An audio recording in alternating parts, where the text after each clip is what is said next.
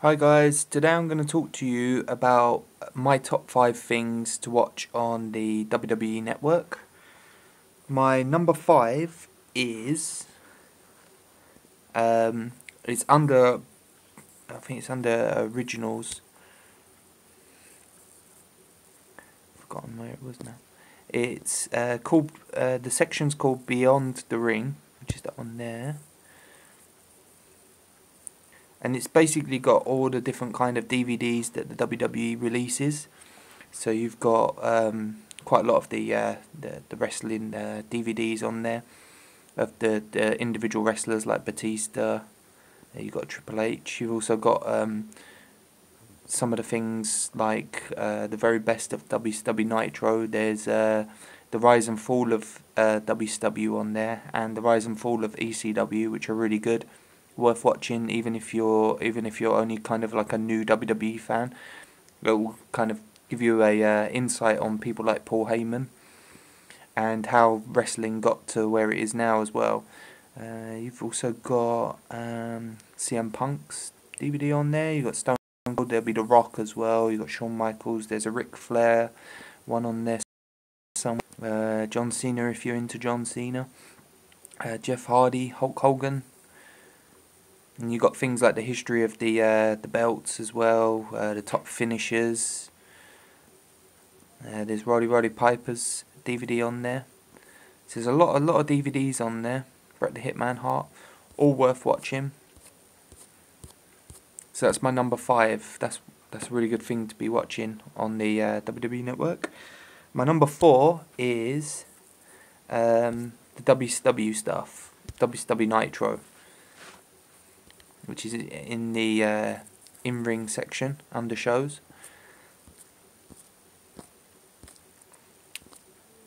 Actually, no, it's not in the in-ring. It's in the vault bit. That's it, I remember now. Monday Night Nitro. You've only got the first 2 years worth of Nitros on there. So you've got 1995 and 1996 episodes at the moment, but obviously over time more will be added.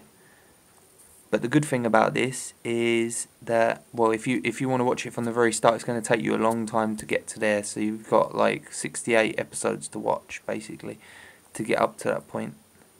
I think a few of the first, no, all of them, no, every single one's there. But about halfway through the year of 1996 is when the NWO come about. So you get to see the early parts. It's I think it started about July sometime. Yeah, so you got from about July onwards is when the NWO started coming about. So you've got a good like 20 or so episodes of the NWO stuff, how they came together, and the very beginning of it, right up to when they started adding more people to the group, like the Big Show.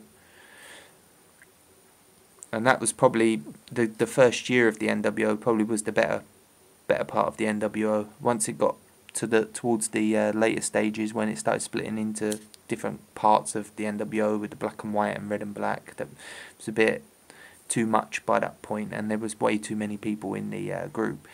So probably the first year or so, when it was like under 10 people, that was probably when it was at its best. Once it got to too many, it was kind of starting to lose its interest. But that's a really good thing to be watching on there. You've got my number 3 is under Originals in the show section, and it's under Specials, I think. Original Specials.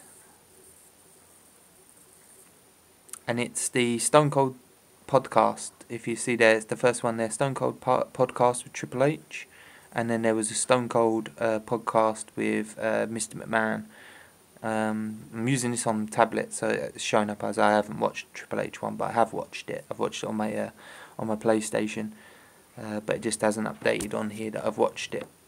But I've watched both of those, and those were really good interviews. Some good insight into, what's going on in the WWE now, and with what's happening with the choices and that, and what changed between the Attitude Era and now, and not your normal kind of interview. So it's quite insightful, and hopefully going forward, I'd like to see this as something that they do every month, where they have a different person on there each month, and maybe have Mr. McMahon on there once a year or something as an update. Maybe Triple H, well, one of them or both of them, but they could have interviews with quite a lot of other people. I mean, you could have Bret Hart on there, you could have The Rock on there, you could have Shawn Michaels on there, Ric Flair, even The Undertaker, hopefully Sting at some point, and then maybe some of the younger guys who are just coming through now, like Daniel Bryan and Dolph Ziggler, and maybe a few others just over time, just to help build them up as well. Like, so we get to see insights into them, so we get to see some of hear some of the history, how they got into the business. You know, like you know, what's going on with them right now and stuff like. But you know, it'd be really good. Like, you know, just once a month, doesn't have to be all the time, but like once a month would be good. So that's my number 3, and hopefully we're going to see a lot more of that. But Stone Cold's really good. Can't beat Stone Cold. My number 2 is pay-per-views. Let's get to the pay-per-views. Okay, not only because included in your subscription you're going to get all of the pay-per-views each month included, and they're going to be live, so you can watch it right there and then as it's happening, and then replay it and watch it at any time, which you can't get. Like, I'm in the UK, and you have to get it on Sky Box Office, and it only lasts for a few days, and then it's gone, unless you can tape it somehow or whatever, or use them illegal download sites and that, and watch it whenever you want. But this is the only legit way to do this, like, to be able to watch it whenever you want, at any time, until it comes out, obviously, on DVDs and stuff. But right away, you could watch it that night. Then, like I did with the Royal Rumble, I watched it that night. I watched it the next day. I watched it a few days later as well. Just kind of going through bits and pieces of it, and watching the triple threat match, which was amazing as well. But not only do you get all of those and the convenience of watching it whenever you want to watch it, but you also get WWE's, ECW's, and WCW's pay-per-views. And so you've got everything from them that they've done pay-per-view wise.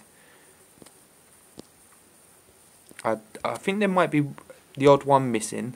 I'm not entirely sure. I've gone through every single one, but I've watched a few of the WWE ones, and I'm gonna go back through some of the WCW ones. I've watched one of the World Wars pay-per-views, which is the kind of equivalent to like WWE's Royal Rumble, with the where you have 3 rings and you have 20 wrestlers in each ring. So that's worth watching as well, like just to see like a different kind of version of what the Royal Rumble is. But I haven't noticed that are missing, but there may be the odd one missing. They've even got the pay-per-view where Owen Hart died, so they've got, I'm pretty sure, all of the pay-per-views, so that there's none missing. I mean, for a long time that was one that was missing that you couldn't get, and that on DVDs and that. But yeah, you can get that. So yeah, I mean, that's like my number 2 is the new pay-per-views that come out, and the convenience of watching them whenever, and being able to go back and watch all the old ones. And my number 1, which I'm really surprised at, because I didn't think I was going to like it as much as I do. Maybe that's down to the way that Raw and SmackDown have been, and they haven't been all that great. But my number 1 thing to watch at the moment on the WWE Network is NXT, which I'm really surprised at, because for me, I don't really know hardly any of the wrestlers that are on there. I mean, other than the odd ones that have been in the WWE and kind of gone back down there, like Tyson Kidd and Mr. Perfect's boy. I can't remember what his name is now off the top of my head. And then you got Sin Cara down there as well, who's having the odd match with in tag team matches. So other than them, I mean, there's no real household names that are on there. I mean, I know who Kevin Owens is. I've heard of him before, and I seen a few videos of his from his early career, and but I never, and you know, it's not. I don't follow him exclusively or anything like that. I don't sort of know who he is that well. I mean, I just seen a few videos of him, maybe about, I don't know, can't remember how long ago now, maybe about 5-6 years ago. I watched a few videos on him and not really seen anything since, but obviously recognise him. But a lot of the other ones, I don't know who they are. So for me, like, watching that is kind of, it's kind of weird that I'm really kind of engrossed in it, and it's really kind of hooked me now. And each week I can't wait for the next episode. And that's even with the Divas as well. I mean, the Diva matches have been absolutely amazing. But I haven't watched every single episode. Obviously on this tablet it's not showing up all the episodes that I have watched. But I started watching from the R Evolution pay-per-view type thing that they did. Because I'd heard that, you know, that was really like a really good pay-per-view.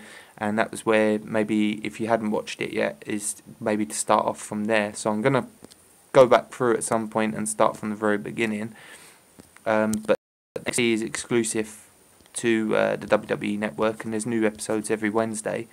It used to be on Sky here in the UK, but it got taken off of there and put onto the WWE Network as an exclusive thing, just for the WWE Network.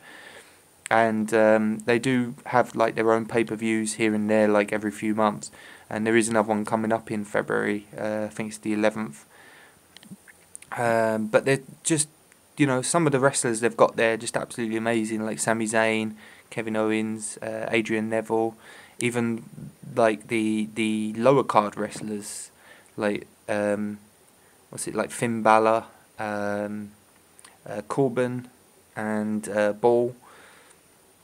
The tag teams, I like the Vaudevillains as well. I love their entrance. It's different, you know. It's kind of cool entrance. But yeah, I mean, I don't think there's any one wrestler that I don't really like seeing on there, or don't really enjoy the matches. I can sit there and enjoy the whole show and everything. And I love the stories. Like it's like how wrestling kind of was in the 90s in a way, before it got too much with the Attitude Era towards the end, where the stories were going faster and faster. When it was at that right stage where you'd get a build up like to a storyline where it would last, you know, a good couple of months until you got to the end of the story, but it made you want to watch each week to see what was going to happen next. But it's like that there at the moment with like for instance the Corbin thing, where he's just crushing everybody, and Ball's been sort of kind of watching his matches and getting kind of, they've been getting in each other's faces, and now they've had 2 matches, but there's still a lot more to that story, and they're still going. And then you've got like Tyler Breeze, who's kind of, it looks like he's got some sort of stalker or something at the moment, and that's kind of like slowly building up, but it's not all the time constant. It's kind of like a nice slow build up to it, so it's making you want to watch. And then all this with the Sami Zayn, Kevin Owens, and Adrian Neville, well, mostly the Sami Zayn and Kevin Owens kind of story that's going at the moment, where he got injured and then he wasn't there for the next couple of shows, but he was like did an interview kind of type thing from his home, outside his home. So that was really good. But it's like nice to just see them build the story slowly and for different stories, whereas Raw and SmackDown is quite a lot of the same sort of matches or same sort of storylines all the time, and it's just nice to see things done a bit differently, like different kinds of entrances, and the interviews are slightly different, and there's more action, and the action is a lot faster. And I mean, there is spaces in a match where it will slow down a little bit with like the odd headlock and arm bars and things like that, but then it'll go back up to like fast tempo again. But they get long. It seem to be quite long matches for a 1 hour show as well. So there's always like 3 or 4 matches on there, and just like the odd little segments here and there, like every other, in between each match, just a small segment, just to kind of like keep the flow. but there's no like recapping or anything, or even the commentators as well just concentrate on the action. It's not too much about, you know, kind of joking around or talking about, you know, what's coming up in the main event and stuff. They normally keep it focused on what's going on, and the Divas matches are just really good. Like they actually can wrestle, especially Charlotte Flair and Sasha Banks have been having some really good matches. But there's like they're quite intense matches as well. It's none of this kind of like quick roll ups and just easy pins and stuff. It's kind of like submission moves and everything. So if you haven't watched NXT yet, definitely give it a try. I'd recommend watching it from the pay-per-view though, from our Evolution onwards if you're going to, at least. If not, start from the very beginning, but I'd say definitely start from there. That's where I was recommended to start, so I started from there, and I've watched the next 10 or so episodes after that, and it's been really good, and I can't wait for the next episode each week now. So it's been really good. So anyway guys, that's the 5 things that I like, my top 5 things that I like to watch on the WWE Network. Let me know in the comments below what your favourite things are, or whatever. And don't forget, WWE Network's free for the month of February as well, so you get the next pay-per-view for free. And it's just a shame that I couldn't say in my top 5 that Raw and SmackDown were there, but because they're about a month behind, you know, it's kind of not really that good.